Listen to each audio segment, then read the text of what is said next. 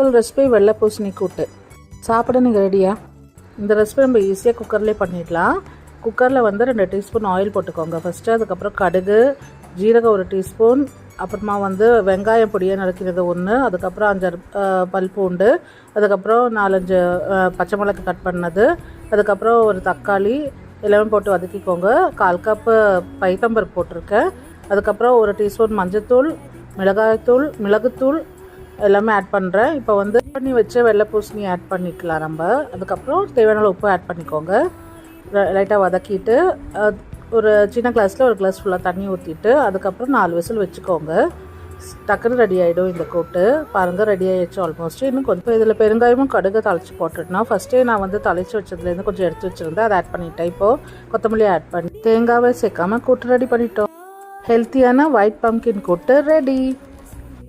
Simple recipe வெள்ளை பூசணி கூட்டு. சாப்பிட நீங்கள் ரெடியா? இந்த ரெசிபி நம்ம ஈஸியாக குக்கர்லேயே பண்ணிடலாம். குக்கரில் வந்து 2 டீஸ்பூன் ஆயில் போட்டுக்கோங்க ஃபஸ்ட்டு. அதுக்கப்புறம் கடுகு, ஜீரகம் 1 டீஸ்பூன், அப்புறமா வந்து வெங்காயம் பொடியாக நறுக்கிறது 1, அதுக்கப்புறம் 5 பல் பூண்டு, அதுக்கப்புறம் 4-5 பச்சை மிளகாய் கட் பண்ணது, அதுக்கப்புறம் ஒரு தக்காளி எல்லாமே போட்டு வதக்கிக்கோங்க. 1/4 கப்பு பைத்தம்பருப்பு போட்டிருக்கேன். அதுக்கப்புறம் 1 டீஸ்பூன் மஞ்சத்தூள், மிளகுத்தூள் எல்லாமே ஆட் பண்ணுறேன். இப்போ வந்து பண்ணி வச்ச வெள்ளை பூசணி ஆட் பண்ணிக்கலாம் நம்ம. அதுக்கப்புறம் தேவையான உப்பு ஆட் பண்ணிக்கோங்க.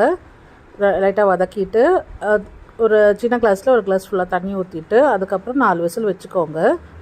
டக்குன்னு ரெடி ஆகிடும் இந்த கூட்டு. பாருங்கள், ரெடி ஆகிடுச்சு ஆல்மோஸ்ட். இன்னும் கொஞ்சம் இதில் பெருங்காயமும் கடுகு தாளித்து போட்டுட்டேன். ஃபஸ்ட்டே நான் வந்து தாளித்து வச்சதுலேருந்து கொஞ்சம் எடுத்து வச்சுருந்தேன், அதை ஆட் பண்ணிட்டேன். இப்போது கொத்தமல்லி ஆட் பண்ணி தேங்காவை சேர்க்காமல் கூட்டு ரெடி பண்ணிட்டோம். ஹெல்த்தியான ஒயிட் பம்கின் கூட்டு ரெடி. சிம்பிள் ரெசிபி வெள்ளை பூசணி கூட்டு. சாப்பிட நீங்கள் ரெடியா?